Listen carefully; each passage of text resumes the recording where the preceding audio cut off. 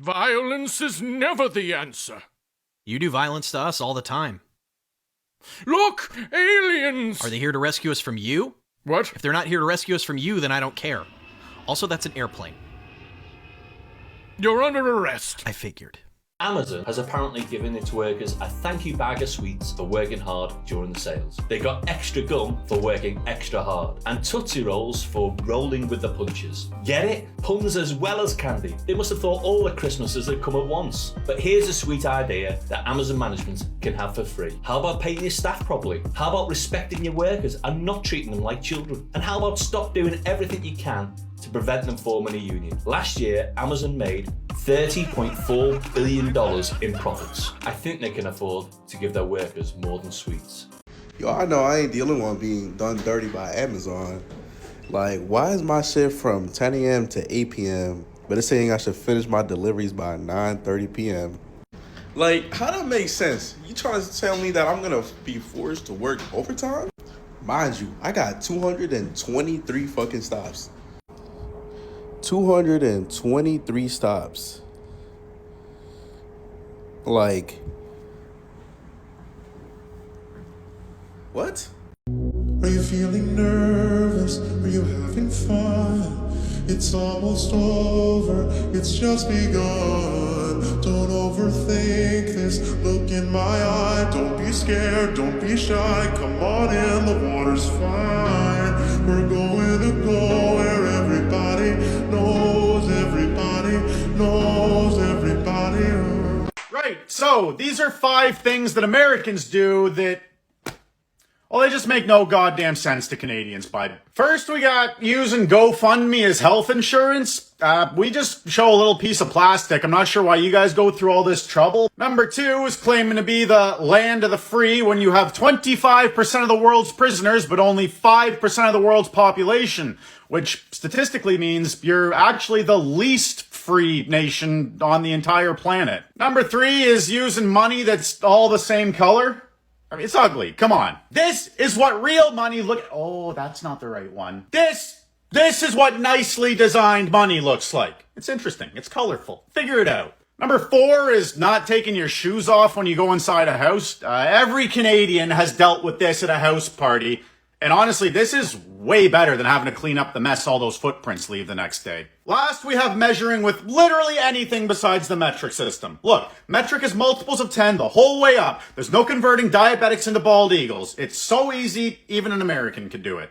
Part of the reason that old people think that young people spend way too much money is because the cost of necessities and luxuries have flipped. For instance, back in the 50s, you could buy a TV for $495, which means the price of one TV was about a year's worth of median rent for that time. But today, electronics are cheap. You can buy a TV for $99, which means you'd have to buy one TV a month for almost 2 years to equal the price of 1 month's rent. And yes, $2,000 is the median rent in the United States right now. You can check Zillow. It's true. Another example, back in the 90s, the cost of coffee was a little bit less than $4, which means if you actually drank Starbucks 3 times a day and you cut that out, you'd actually be saving almost what it would take to pay rent. Today, the cost of these kinds of luxuries has not gone up that much. Today, if you want to cut out Starbucks in order to pay rent, you'd have to buy 10 cups of the most expensive cup of coffee every single day, which means you'd have to drink Starbucks 10 times every single day, not Monday through Friday, 30 days a month, every single day, in order to pay for 1 month's rent. I don't know any young people drinking 10 cups of Starbucks every single day. Back in the 90s, I definitely knew people buying 3 cups of Starbucks a day, and if they cut that out, they would be able to pay rent. That's another big thing that people don't seem to understand. Even furniture. Furniture is so much cheaper now compared to the cost of living. You can literally refurbish your entire house for less than what it would take to pay for a month's rent. So when old people see younger people buying things that are considered luxury items today, what they don't understand is these young people are just trying to find some semblance of happiness in their chaotic and expensive lives. They don't have a spending problem because it quite literally doesn't matter if they buy 1 cup of Starbucks a day. That's not going to change their financial situation. Luxuries are so much cheaper now. It's the cost of living that's expensive. Does anybody else think it's crazy that all of the billionaires like Elon Musk, Peter Thiel, these guys, they're all freaking out about the population decline? And if you haven't looked into it, you should, because the population decline is going to be a major problem over the rest of my life, basically, the next 50 years. And so, because as the population gets older, there's less young people to pay for the old people, and it's a whole systemic collapse thing because capitalism is a pyramid scheme, and when the bottom of the pyramid starts to get smaller, everything falls apart. But I think it's hilarious because the billionaires could fix it. Like, if you want the population to grow, all you have to do is make it to where people can afford to have children. Because if you talk to most people who want kids but don't have them, it's for economic reasons. And I think the rich people have to think that the poorer people are, the more kids they'll have, because historically that's true. The problem is, historically, that's because poorer people lived on farms. And on farms, kids were free labor.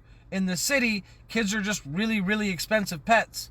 So I feel like the billionaires have come to the wrong answer for a problem. Again.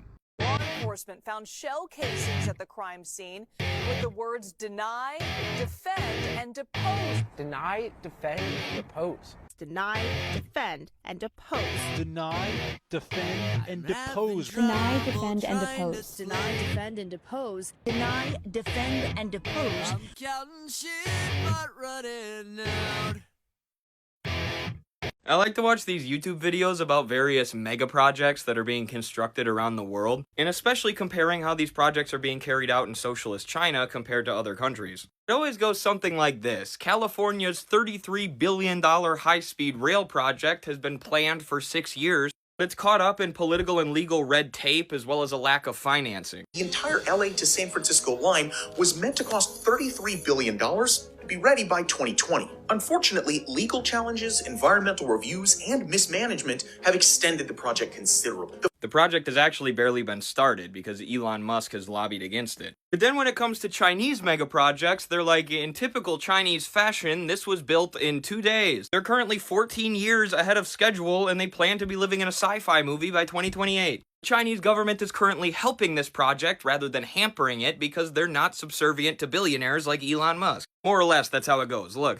Immediately calculate the coverage area and how many people are affected. Then it'll choose a route for the fire service based on current traffic conditions. That's pretty cool and sounds like something out of a sci-fi movie. In true Chinese fashion, the city's been built at record pace. In just 7 years, 3,000 buildings have shot up. They're not all finished yet, but it's still insane how fast they're moving. What a perfect example of how capitalism is holding us back and acting as a fetter on production. The capitalist class, people like Elon Musk, are fighting against these futuristic mega projects because it threatens their market. Elon Musk sells vehicles which are used for transportation. He doesn't want people to have access to high-speed and efficient public transportation for cheap. Whereas in China, they don't care. They tell the capitalists to get bit. We're gonna do what's best for the society as a whole. If you try to bribe the government or the Communist Party the way that Elon did in California, then you get imprisoned or executed. They do not mess around. Whereas in the US, political bribery has literally been legalized through the Supreme Court's passing of Citizens United, which says that corporations' money is protected by freedom of speech laws. So yeah, if you guys want America to stop decaying and to catch up to China,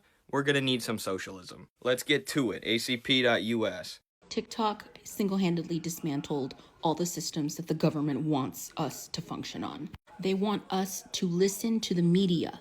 They want the media to tell us what's going on in the world. They don't want us to see the actual stuff that's going on in the world so we can make up our own minds about what's going on. They want to be able to control that and distract you. That's why the entertainment industry is around. That's just to distract you.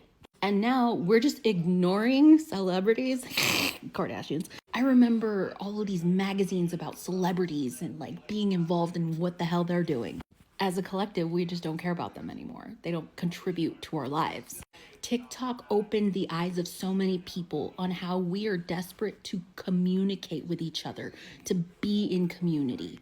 While before, the government would like us to be separated and only listen to what they have to say. That's probably one of the biggest reasons why this is banned. They don't want us talking to each other. Hi, do you expect we'll head towards the shutdown? Republicans just seem to be going nuts, and so we'll see what it is that they decide to do to the country. But my main question is just if Elon Musk is kind of cosplaying co-president here, I don't know why Trump doesn't just hand him the Oval Office, or Speaker Johnson should maybe just hand Elon Musk the gavel if they just want that billionaire to run the country. Look, billionaires are running the show here. And so what I want to say to people is you thought you voted for Trump. You didn't actually. You voted for billionaires to run the show. Because who's taking orders from whom? Musk is calling the shots, and the House GOP is falling in line. And these billionaires, they don't care about us. They don't care about Americans. Elon Musk wants a big, massive tax break in the next administration. That's what this is about, folks. It's about a big freaking tax break for billionaires. That's what it's about. Don't be confused about what's going on here. Do you think we'll be in a shutdown? Oh, I do. I do, because they don't care. They don't care. And Johnson is so worried about his speakership that he's going to cave. He's going to cave. My Republican colleagues are going to cave because they're too afraid of being primaried to do the right thing. That's what this is about. Dear Denmark, buy us. Buy us. Like, yeah, absolutely. Are you kidding me? Yeah, buy our country. You guys are way better on the social policies. Education is a lot better there than it is here. You guys just seem to strike a balance. Give you guys a try. Why not? Try something different. We need Greenland like we need a hole in the head. As the Trump voters are saying, we need an outsider. I think you guys are the right fit. Do you hear the people singing the song of angry men? It is the music of a people who will not be slaves again. When the beating of your heart echoes the beating of the drums, there is a life about to start when tomorrow comes. Bro, all of these people need life-saving medical care, but I need a second house. Oof, I know, man, it's a real pickle. Yeah, so even if I help to change policy that'll approve a lot of these claims, will I still be really, really rich? Yeah, probably. But will I do it? No. And this has like no chance of backfiring, right? No, you'll be fine. Your customers will be sure to understand. While you're deciding on insulin and groceries, CEOs are deciding on Paris or Barcelona. But at least that one trans girl can't go play football anymore. So these guys can just use an earthquake bomb, and we're supposed to keep paying taxes to fund more earthquake bombs? What? I'm sorry? What? So I can't say his name because suppression has started. So let's call him the Italian Stallion. I just thought right now would be a really good time to bring up that American taxpayer dollars fund universal health care in Israel. Though we haven't seemed to figure out how to use American taxpayer dollars for universal health care for American taxpayers. Food for thought. Do you want to know why no progress ever happens in this goddamn country? 12 companies own 91% of the food we eat. 6 companies own 90% of the mass media. 10 companies own half of the clothes we buy. 4 companies own 65% of the grocery stores in the country. The list goes on, and I'd be here for hours if I had to list every single monopoly in the nation which controls what we do and how we live. And these companies going directly fund major political parties. Directly fund candidates for office. Get their names and their selfish self-interest in the pockets of those who are in power, which causes no progress to ever happen because the people who are supposed to change things prefer to keep the status quo for those who write them checks. Not for the people who are starving, who can't afford things, who are suffering. The majority of America is feeling like this. However, they never realize it because the two parties don't talk about how they control us. They use their media to put a culture war in front of our minds and make the two parties look different, to divide our country. And we think that we aren't alike because of how our side tells us to think. But the truth is, the 99% who are being exploited and cheated by our own government are more alike than the people above who are turning our country into a bidding war for the rich. Because in 1776, when our country was founded, 3 words started it all, and our government has lost sight of that. Not we the corporations, not we the rich, not we the two-party system, it's we the people. And the people of America are tired of this. We are tired of change not coming, we are tired of regressing, and we are sick and tired of the system that has stagnated our people and put this country in chains. Here's your bill for the surgery. Thank you. What? Okay, break this down for me. I go in for surgery, nothing crazy, nothing fancy, just a routine operation to keep me alive, and you lunatics hand me a bill that looks like I just bought a jet ski dealership? I mean, are you charging me for surgery, or did I accidentally finance a small yacht? Whoa, it says $18 for one Tylenol? For one Tylenol? Did they harvest it from the Garden of Eden? Like, did the nurse climb to Mount Everest and punch Zeus in the face and bring it back to me personally? Because at these prices, it better cure me, my ancestors, and my children's children. And this one, the use of a surgical gown, $175? I didn't keep the gown. It's not like I left the hospital twirling around in it, going, oh, check out my Gucci cheek chillers. I wore it for 30 minutes while I was unconscious. Was it Versace?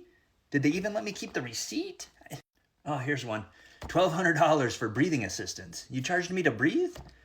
Was the alternative, oh, sorry, that'll cost you extra. Would you like to stop breathing to save money? I should have just held my breath and just hoped for the best. Recovery room occupancy, $3,000? What was I occupying? The Hilton Presidential Suite? Was there a chocolate mint on my pillow? I woke up in the room and it looked like it was decorated by a prison warden. Fluorescent lights, a bed from the 1940s, and a nurse who kept giving me a side eye.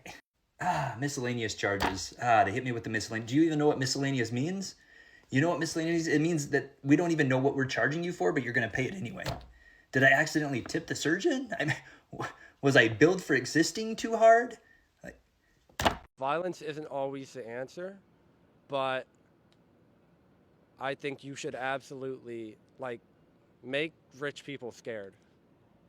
Might be a What hot if take. you become rich one day yourself? I mean, if I become rich off of the exploitation of poor people, you can make me scared. You can kill me. Go ahead and kill me. Friendly reminder that while you're deciding on whether you can afford groceries or rent this week, CEOs are deciding whether to buy a new yacht or a new private jet. Can I share a dirty little secret on why I think this happened? I think they're calling him this because what it does to us. And this is just a theory, and it may be like me being mega online, but the huge upward groundswell of support and popularity and finding interest and care for his cause can be strongly quelled if you give him that label. It's one thing for a lot of people to say, yeah, I don't really like healthcare. I kind of don't feel that bad for someone that did something bad. But it's an entire another thing to accept that the United States is labeling him this to demonize and harm him. And it calls upon a lot of very nasty images in American history that will push people away. It also has some legal consequences, to my understanding. Not legal advice. And so this is really scary. But it also means they're really scared. Luigi Mangione has done more for the health of the working class over the last decade than any peaceful protesting has. North Carolina's Atrium Health is forgiving the debts of more than 11,000 people, despite NBC News reporting about a week ago that they were pursuing people's medical debts, even going so far as to place liens on their homes to collect on bills. Think about the fact that Blue Shield was ready to put a cap on anesthesia coverage. They were willing to have people be in indescribable agony during their surgeries to make an extra buck. And this company was putting liens on people's homes. And yet suddenly they're all walking it back. It does not matter how many people on social media say what they're doing is bad. It does not matter if people sit outside their headquarters and peacefully protest. They do not care about that. But the instant someone doesn't get the care they need and is pushed over the edge, that's when the change starts. After all, nothing's worth more money than your life, right? These people would know a thing or two. Peaceful protests denied coverage. None of it matters once the pointy piece of lead is involved. Suddenly, these people want to talk. All of a sudden, they care about human lives instead of just profit. Huh. Interesting. It's almost like, nah, it can't be it. In China, they have no freedom. The real income of a Chinese citizen has increased by more than double that of a U.S. citizen. They are not free. They don't have to pay for healthcare. I mean, I'm only as free as my wage. We are so much freer than them that we have to ban TikTok, which everybody else in the world can use. So China is like this authoritarian state, and we can't have the app that they can use? Yes, now join the military or you won't be able to go to college. Just found the criminal complaint against our boy Mario's brother. And look at this. The United States of America against him? I'm sorry. The United States of America. We the people don't have beef with him. Take our fucking names off this paper. This is not an us assignment. This is you alone. We are not a part of this. United States of America, I think that settles it, folks. This is just when you do a crime against the owning class of America. It's literally meaningless otherwise.